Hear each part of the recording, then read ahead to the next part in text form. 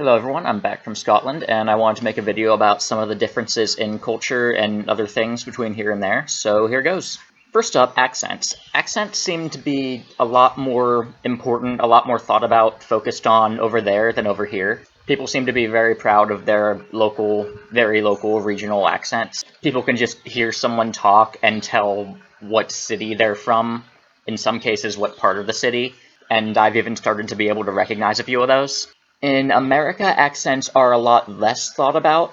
We have more generalized ideas of accents for like huge parts of the country. So there's Southern accent, Northern accent, New England, Boston has a pretty distinct accent, New York has a pretty distinct accent, but other than that, we don't really think about accents all that much. It wasn't till I was over there and I came back over here that I started thinking about there are differences between local places in accents, but we just don't notice them because we don't think about them at all. Like, even in my state, Philly has a really different accent from the rest of the state.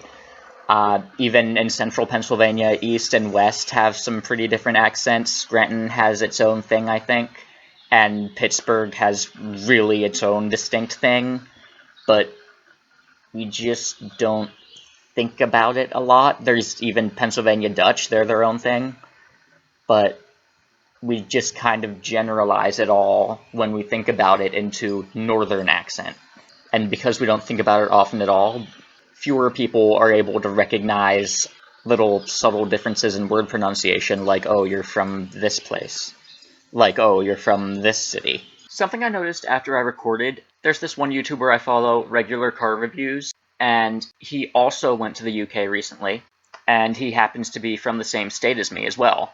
So he did a video, he mentioned something in the video he did about being self-conscious about his accent while he was there. I didn't really think of it because it only happened to me like at the very beginning, but yeah, at the very beginning I felt pretty American, like people could hear me talk and just, oh, he's American, okay.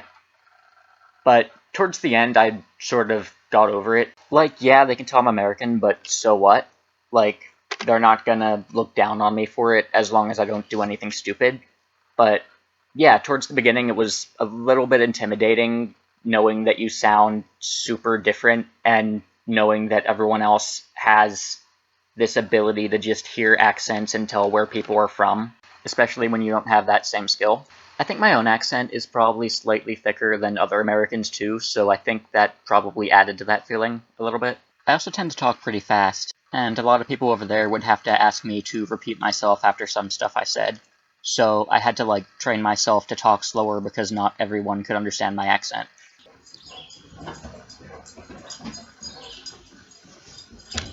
Hi. This is my dog, Brady. Good boy. Yeah, you're a good boy. Oh, slobbermouth. Slobbermouth, hi.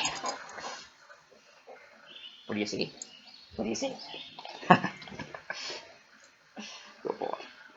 A couple words I wanted to mention. First up, Posh. Hello. You have wet feet. Yes, you do. You have wet feet. Were you swimming? So, the word posh, I knew what it meant before I went over there, but where I'm from, we, like, hardly use it at all. Hi. We use different adjectives to describe that sort of thing, but now that I've been in a place that uses posh so much, I'm probably going to start using it more. It's a really useful word.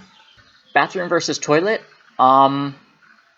Toilet feels to me like blunt, direct, like to the point, almost maybe a little rude. But I don't know, man. You do you. It means the same thing. It gets the point across, I guess. Also, the word for the little fuzzy brown animal that lives in trees. English people say squirrel. Scottish people say squirrel. Squirrel? Squirrel? I can't quite do the thing with my tongue. Yeah, good use for the word posh. If you come to America and put more than one syllable into that word, that is the most posh thing we have ever heard. When I first heard that, it was just really funny to me. Yeah, Americans just say squirrel. We don't have time for more than one syllable in that. Iron Brew is it's an orange soda that is specific to Scotland. I tried it and I liked it. A lot of people say it tastes like liquid sweet tarts. That's pretty accurate. I mean, I don't know. I like it. Candies? A lot of the candies are the same. They just have different names. Like the name, they switch names. Like the name of one candy over here is the name of a different candy over there. For example, a Mars bar in the UK, in the US, that's called a Milky Way. And a Milky Way in the UK, in America, we call that a Three Musketeer. Like, the brand names are different. I don't know why. They just are. Also, seagulls in Scotland. You have a lot of seagulls, and the seagulls are large. We have seagulls here too, but they just aren't as big, and they stick mostly to the shore. In Scotland, I went up in the middle in the Highlands, and there were seagulls there as well. So yeah, seagulls. Also, another big bird, the mallard duck. We have them here, and I saw them in Scotland, so I just thought to myself, how did they move cross-continental like that? So I googled it, and it turns out they are on every continent, except Antarctica, of course. Yeah, mallard ducks are gonna take over the world. Watch out. Another thing is guns. There was this stereotype, and before going abroad I believed it too, that Americans are crazy about guns, we love our guns too much. But I went over there, and I joined a university shooting team, target shooting, and that was just amazing to me. That would be unthinkable in America. In America, universities are pretty liberal places, and a lot of liberals over here have, dare I say, an irrational fear of guns. So even if I had a legal gun permit, and if I brought the permit and the gun, and, like, even if I hid the gun, didn't show anyone, if I brought it onto a university campus, and if campus security somehow found out and asked me about it, in that situation, I would expect to be kicked out of school, not allowed to finish my degree. So, having a club that does target shooting connected to a university, like, even if the shooting is at an off-campus range, we just meet on campus, and the club is through the university, and we go supervised and go target shooting at a range. Even that is really amazing, really cool. I wish American universities did that. Here's the fun one, politics. Both our countries have had pretty unexpected things happen in 2016, and in America, people on the right and the left have been really polarized as a result of this. I've seen friends, I've seen families getting, like, ripped apart over politics. People really early on started, like, mass unfriending and blocking people on Facebook. I've even read online about some people losing their jobs because their views are just polar opposite from their boss, and something stupid was said or done as a result of that. Over here, it's become something we just prefer not to talk about in public, even with people we know. Like, most people I'm aware of seem to just get their news online through the lens of whichever echo chamber they're a part of.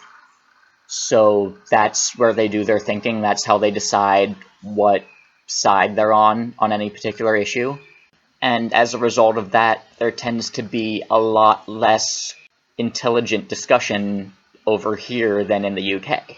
When I went to the UK, I was kind of surprised. Like, I'll start with a story. One time, I was in a coffee place on campus. It was in the morning, and there were these two guys a couple tables over talking really loud. I couldn't help but overhear, but they were talking about how stupid they thought Scottish independence was. Like, what are they going to do? What plan do they have? What do they think is going to happen after they get independence? Saying that kind of stuff. They were talking about that really loud on a college campus surrounded by a town that's full of SNP signs. I was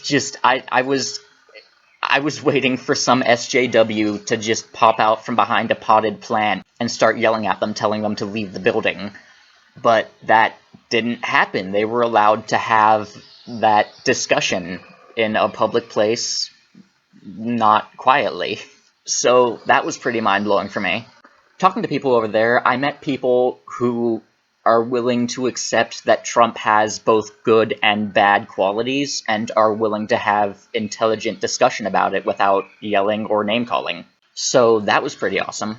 Most people in America, it feels like they either think he's God Emperor or literal Hitler. Like, there's no in-between with a lot of people. It's taken a year of nothing but Trump on the news, and I'm finally starting to see YouTubers that are like, yeah, liberals are stupid, and Trump is stupid, here's why. And so far, that's the best I got. So it felt really refreshing to be in a place where people weren't so polarized, where people were actually open to discussion a lot more. Honestly, I feel like I really needed a break from that. And I feel a little bit sorry for all the Americans who were stuck here that entire time. Yeah. Coins. The coin culture, if I guess I'll call it coin culture, is a bit different between the two places. Actually, a lot different. In America, we hardly use coins for anything. Coins are just pocket change. I don't know. Throw them in the console of your car, lose the coins behind the couch. I don't know. Coins pretty much useless weight over here. This is because our most valuable coin that's commonly used is 25 cents, only a quarter of a dollar. Over in the UK, the most valuable coin is £2, and the most commonly used coin is £1. So coins are actually worth something over there. You have £1 coins instead of £1 bills, banknotes. In America, we have $1 bills. We don't have coins. Over here, we call it a bill, not a banknote, but in the UK, they call them banknotes. Also, coin collecting. In the US, we have state quarters, which are quarters that have a little design. There's one for each state, and they started making them for national parks too, and territories and other things. In the UK, you do a similar thing with 50 pence pieces. I've seen ones for Battle of Hastings, Battle of Britain. I've seen one that commemorated the 150th anniversary of the Library Act, something like that. I'm not sure exactly the history behind that, but yeah, cool. Also, in the UK, your coins do a cool thing where if you have one of each type of coin and you flip them all over tails and you arrange them in a pattern, it makes the national seal. So that's pretty cool. I enjoy that. Class structure. In the UK, universities have two types of class. You have lectures, which are big lecture halls, hundreds of people like you would imagine. And then for each class, the lectures are split up into groups of like a dozen people who meet once a week in what you call tutorials, which are more interactive, one-on-one with a teacher. In American universities, the classes resemble high school a lot more, where we just meet and have like an interactive lecture, kind of. The teacher has a PowerPoint slide or something they teach from, and people are kind of expected to interact, raise their hand, ask questions throughout. It's kind of a little bit of a contrast, where in the UK, if you interrupt a lecture, that is considered kind of rude, like everyone looks at you like, what are you doing? But in the US, teachers don't want you to just sit there quietly the whole time. They want you to be interacting, asking questions. And some teachers, even if you just sit there and don't interact, they might even consider it a little rude, like you're falling asleep in class, you're not asking questions, you must not be paying attention. This is Bristol. Hi. Yeah, you're on YouTube. Look, you're on YouTube. Say hi. Good girl. Now, as far as which class structure is better, I would say it depends on the subject. For things like history, literature, I think the UK might have a bit of a leg up on that, but for more hands-on things like programming or something else, I would not want to have one of those classes in the UK. I much prefer the American system, because during lectures, I don't think it's meant to be a lecture, it's meant to be hands-on, practicing everything as you learn it. So lectures, I was just falling asleep, and then tutorials, I just felt like I was behind in every one. Learning languages, I feel the same way. It's just meant to be practiced, interactive as you learn. Saying hi to strangers. In America, it's really common if you just see someone on the sidewalk and you pass by each other. It's not uncommon or taboo or anything to just say hi. We love talking to strangers, we love saying hi to people, especially in the South, Southern hospitality. Just say hi to someone, everyone's your friend. But when I first went to Scotland, it was kind of funny when I first did that to someone. They were just deer in the headlights, didn't know what to do, just stunned for a second, eyes down, walk of shame, just walk past quickly, the strange person will go away. It's like the adult version of stranger danger. It's kind of funny, but also it felt kind of lonely, I don't know. I guess you guys don't like saying hi to strangers or something. Smoking versus e-cigarettes. In both our countries, e-cigarettes are advertised as like a healthy alternative to smoking. And in the UK, it seems like that caught on pretty well. Good for you guys. But in America, it kind of got caught up with the white trash trailer park stigma. Like, people go on Snapchat and show off, like, smoke tricks and stuff, and they, like, brag about the different flavors. When a lot of Americans think of vaping, they just think of that one stupid kid in the neighborhood. I mean, I guess it's a little unfortunate. I mean, people here do use it to try and quit smoking as well, or at least be healthier than normal cigarettes, but it does have that stigma here. And it seems like in the UK and Europe, people are a lot more serious about trying to reduce smoking. In the same vein, anti-smoking ads. In the UK, you have these, like, huge pictures just straight on packs of cigarettes with, like, huge words like smoking increases risk of cancer, and it'll be, like, a picture of someone's rotting teeth, or, like, a picture of someone's foot with, like, an amputated toe and, like, green around it. I don't like it. Like, I've talked to people and I see what you're trying to do, but these cigarette packs end up, like, littered on the ground, and, like, 3-year-olds can just look at the litter on the ground in the park or something and see something that, if it were in a movie, children under 13 wouldn't be allowed to see it. Like, call me crazy, I just don't want to see bloody medical images in my daily life. I don't know.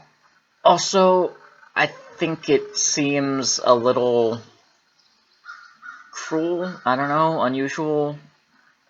There's not quite a good word to describe it, but, like, I feel it's slightly unnecessary because the schools, at least in America, the schools do a pretty good job of educating people the negative effects of smoking.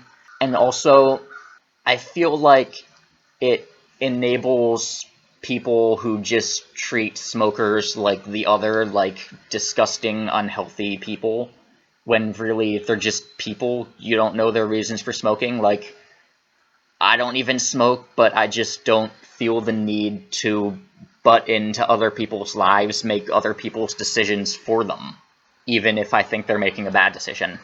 The anti-smoking stigma does exist in America as well, but in the UK, I've found it's a lot more prevalent, like, a lot bigger.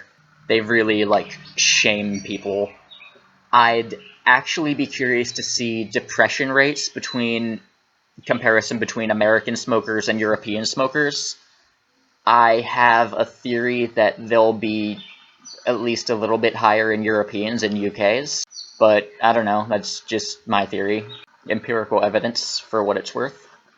My country is very young, and a lot of the things over there, a lot of, like, buildings and walls and other architecture things, are older than my country. I think it's a little bit funny, but also really cool. Like, I'm a little bit jealous of you guys living in a place where you have such a strong connection to things that happened hundreds of years in the past. So yeah, that's pretty cool. I hope you guys enjoy that. I hope you appreciate what you have. Here's another story. One night, a bunch of us were in a friend's apartment. We were all sitting around playing King's Cup, drinking prees, and someone had a Spotify playlist on shuffle, and Fortunate Son by Creedence Clearwater Revival came on, and me and the one other American in the room were like, hell yeah, Vietnam song. Everyone else just looked at us like, what? What song is this? Like, they didn't even know the guitar intro and associate it with the song.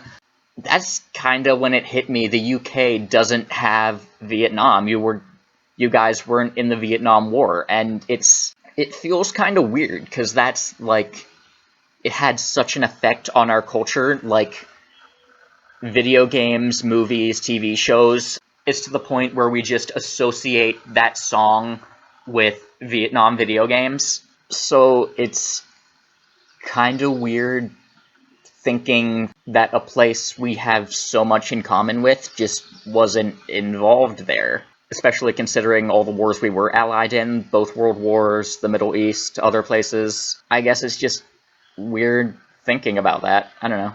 Queuing up, Americans call it standing in line, getting in queues. Queues, I feel like, are a lot more respected in the UK, a lot more, like, people do it automatically, like, they subconsciously try to form queues in places where it's applicable.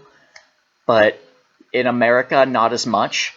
I was actually at the airport boarding the plane home, and they were calling numbers to board, and I was expecting everyone to form a queue, but everyone just kind of mobbed as their section was called. And at that point, I realized I had been away from Philadelphia for too long. I'm becoming Brit. One of the things I read about before I came there was, in America, our toilet stalls have, like, a tiny gap between the door hinges, where people, like, if they just happen to be walking by, they can kind of see in. And it's a little weird, so I read a lot of people on the internet, a lot of UK people that come to America, they're surprised by that.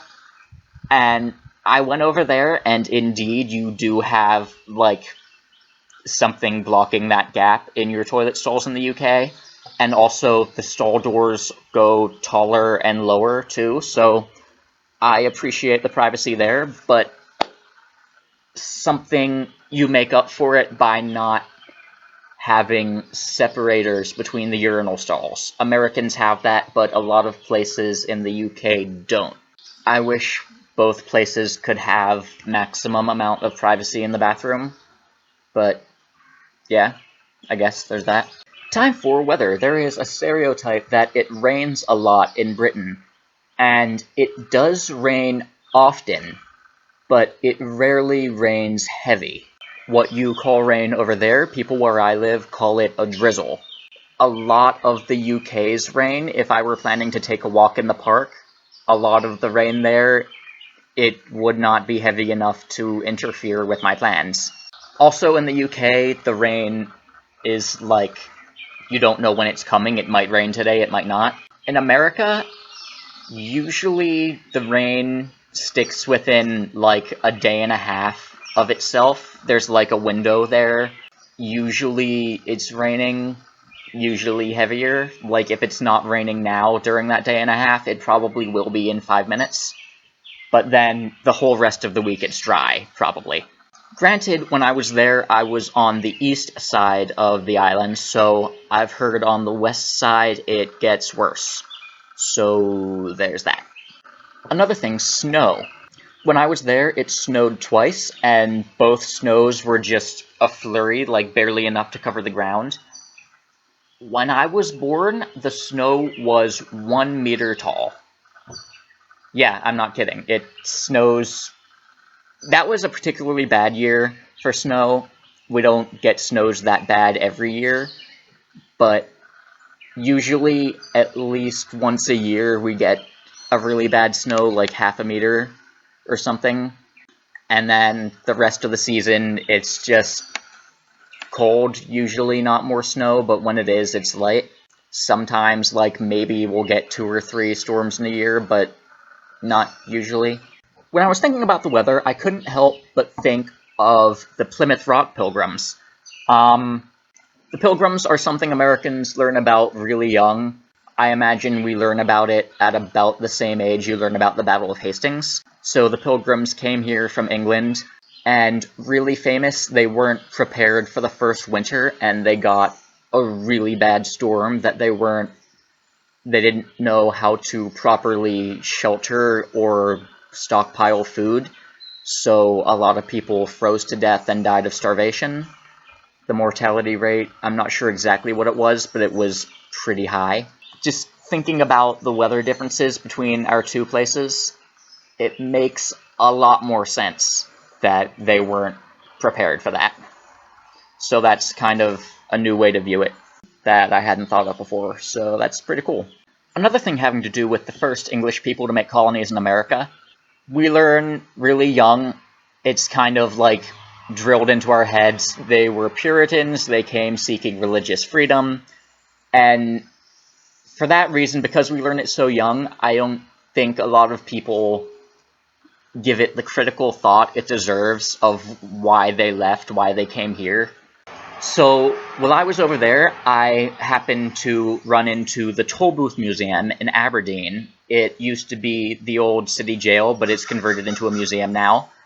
And some of the things they show there, they show, like, who was imprisoned there, what happened there. Some of the people that were imprisoned there were Puritans. They were just imprisoned for their religious beliefs. So that kind of, like, clicked it in my head that the people leaving England to make colonies in America, it was all, like, interconnected with the Reformation and everything else. So a lot of Americans don't really think about why the Puritans left. They more think about what they did while they were here. So that was a cool experience. If you're ever in Aberdeen, I recommend looking up that museum. Free admission, so that's pretty nice. So that's what I got today. Come back next week. Hope you liked it. And speaking of liking things, you should scroll down and hit the like button on this video, and also comment, and also subscribe to my channel for more videos. I'll be back next Thursday. See you then.